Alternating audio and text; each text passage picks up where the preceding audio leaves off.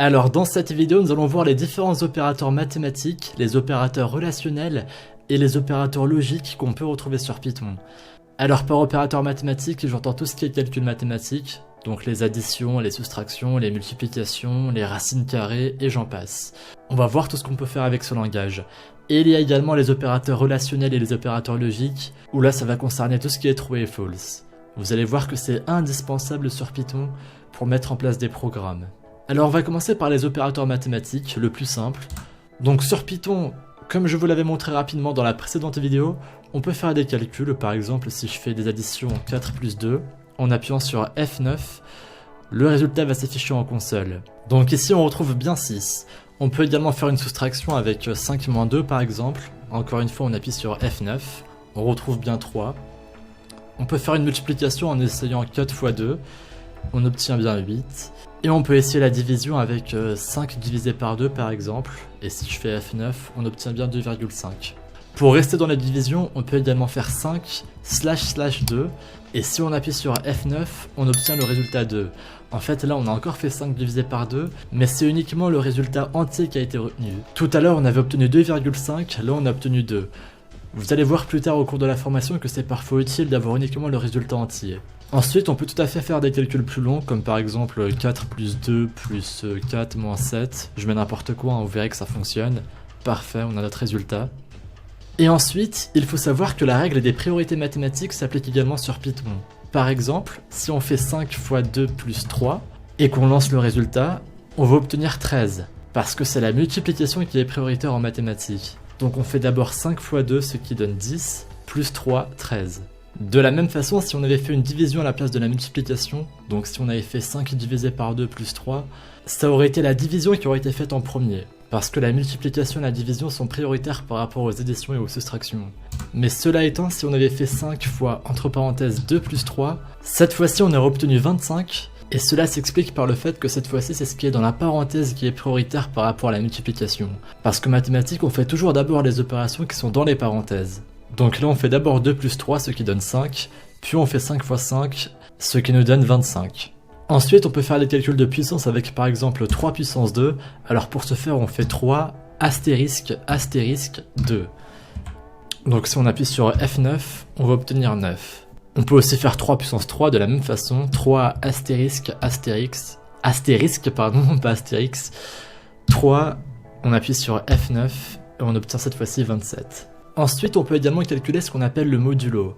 Alors le modulo, ça correspond au reste de la division euclidienne. Par exemple, si on fait 14 pourcentage 2, parce que le pourcentage correspond à la fonction pour calculer le modulo, on obtient, j'appuie sur F9, 0. Parce que quand on divise 14 par 2, on n'a pas de reste. Le résultat de la division donne 7 et il n'y a aucun reste. Par contre, si on avait fait 15 divisé par 2, cette fois-ci, il y aura un reste, et le reste sera de 1.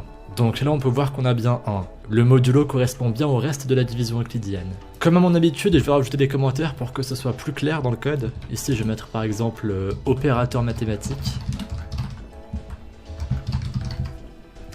Et cette fois-ci, on va passer aux opérations qu'on peut faire entre les variables. On va par exemple définir une variable x qui vaut 50. Donc si on appuie sur F1, on a bien une variable x qui prend la valeur 50. On peut le vérifier dans l'explorateur de variables. Voilà, là on a x qui est un entier et qui vaut 50. On peut ensuite faire des calculs sur cette variable. Par exemple, si je fais x plus 1, donc 50 plus 1, on obtient bien 51. Alors là, le x plus 1, je l'ai juste fait à titre indicatif, mais il n'est enregistré dans aucune variable. Mais pour y remédier, je peux par exemple faire x est égal à x plus 1. Et si je lance le programme en faisant F9 et que je fais ensuite un print x, hop, on peut voir qu'on a bien 51. On passe ensuite aux opérateurs relationnels. Je vais le taper ici, comme ça après ce sera plus clair pour tout le monde. Encore une fois, pensez à toujours commenter votre code. Si je tape par exemple 5 supérieur à 4, donc c'est une affirmation qui est correcte, le chiffre 5 est bien supérieur au chiffre 4. Si j'appuie sur F9, Python nous affiche bien true, donc vrai. 5 est bien supérieur à 4. Mais si j'avais tapé 5 supérieur à 8, ce qui est fondamentalement faux, Cette fois-ci, Python nous affiche la valeur false. Je peux également taper 5 égale 5. Alors il faut savoir que le égal, c'est ce qu'on a vu avec les variables, ça permet d'assigner à une variable une valeur, comme on l'a fait ici. Ici, on a fait en sorte que x prenne la valeur 50. Donc le égal permet juste d'assigner à une variable une valeur. Ce n'est pas le même égal qu'on utilise dans les mathématiques. Le égal qu'on utilise plus couramment sur Python, c'est le égal comme on l'a fait juste ici. Donc là, si on lance cette ligne, on a bien true, parce que 5 est égal à 5. Si j'avais mis par exemple 5 égale 7, ce qui est faux, j'ai bien sûr false. Ensuite, on peut vérifier si 5 est supérieur ou égal à 8, et on l'écrit de cette façon, avec une flèche qui va vers la droite et un égal. Si j'appuie sur F9, on a bien false parce que 5 n'est ni supérieur ni égal à 8. Par contre, si j'avais fait 5 supérieur ou égal à 5, on aura true parce que 5 est bien égal à 5. Ensuite, on a l'opérateur différent de. L'opérateur différent de, il s'écrit de cette façon. Un point d'exclamation et le symbole égal. Et ensuite, on ajoute bien sûr ce qu'on veut. Du coup, moi, je prends l'exemple avec 5 encore. Et si je lance cette ligne, j'aurai bien sûr false parce que 5 n'est pas différent de 5.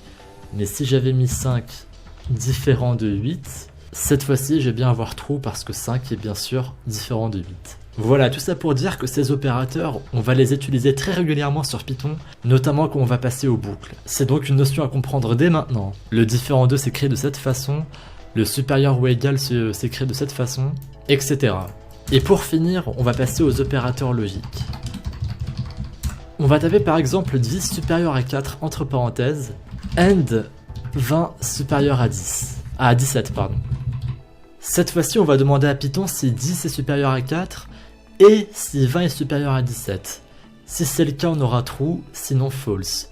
Là, si on lance le programme, on a bien sûr true parce que 10 est supérieur à 4 et 20 est supérieur à 17. Mais si j'avais mis par exemple la même ligne et que ici j'avais mis 30 par exemple, en appuyant sur F9, on a bien sûr false parce que oui, 10 est supérieur à 4, mais 20 n'est pas supérieur à 30. Et ici on a bien précisé le mot-clé « et », c'est-à-dire qu'il faut absolument que les deux conditions soient vérifiées. Ensuite, de la même manière, on a le mot-clé « or », qui signifie « ou ». Cette fois-ci, on aura true si l'une ou l'autre condition sera vérifiée. Il en faut au moins une. Si j'appuie sur F9, on aura true parce que 10 est supérieur à 4 et 20 l'est également. Mais j'aurais eu true aussi si seulement cette condition était vérifiée. Je vais vous montrer ça tout de suite. Je vais reprendre cette ligne par exemple, hop, et je vais remplacer le AND par OR. Et là encore une fois, si je lance le programme, je vais avoir true parce que 10 est supérieur à 4, mais 20 n'est pas supérieur à 30. Sauf que là, comme j'ai précisé OR, on a bien une condition qui est vérifiée, et on n'a pas besoin que l'autre soit vérifiée également. Mais en revanche, si j'avais précisé par exemple, alors je vais mettre 10 supérieur à 70 par exemple, et si ça on le laissait comme ça, en appuyant sur F9, je vais bien sûr avoir false parce que 10 n'est pas supérieur à 70 et 20 n'est pas supérieur à 30. On n'a aucune condition qui est vérifiée. Très bien, et maintenant je vais vous montrer un dernier mot-clé qui est le in. Et celui-ci il va être très simple à comprendre, encore plus simple que les autres. Si je tape par exemple 6 in, et là je vais créer ce qu'on appelle une liste. Il s'agit tout simplement d'un objet Python où on va pouvoir stocker plusieurs valeurs. Mais ne vous inquiétez pas, je vous montrerai comment ça marche plus en détail juste après. Du coup je vais créer une liste où je vais mettre les valeurs 2, 4, 6, 8 et 10, allez. Et là on va demander à Python de vérifier si la valeur 6 est bien présente dans la liste que je viens de créer. Si je lance le programme, hop, on aura bien true parce que 6 est effectivement présente juste au milieu là. Par contre, si j'avais mis 6 in et une liste où on n'a pas 6, tout simplement, par exemple, je vais mettre 1, 3, les chiffres impairs grosso modo, 7, 9. Bien sûr, si je lance le programme, je vais avoir cette fois-ci false parce qu'on n'a pas 6 dans la liste. On peut également faire l'opération inverse qui correspond à not in. Alors, je vais vous l'écrire tout de suite, not in. Je vais le faire pour les deux. Et là en fait on va vouloir vérifier si 6 n'est pas inclus dans la liste. Là si je lance le programme on va avoir false parce qu'on a demandé à Python de chercher si 6 n'est pas inclus dans la liste. Or il est bien inclus. Et de la même manière si je lance le programme pour la dernière ligne, cette fois-ci on va avoir la valeur true parce que cette fois-ci 6 n'est pas présent dans la liste alors que tout à l'heure il l'était. Voilà, c'était tout pour les opérateurs et on va les utiliser tout au long du cours. Vous allez voir, ils sont vraiment indispensables pour programmer en Python.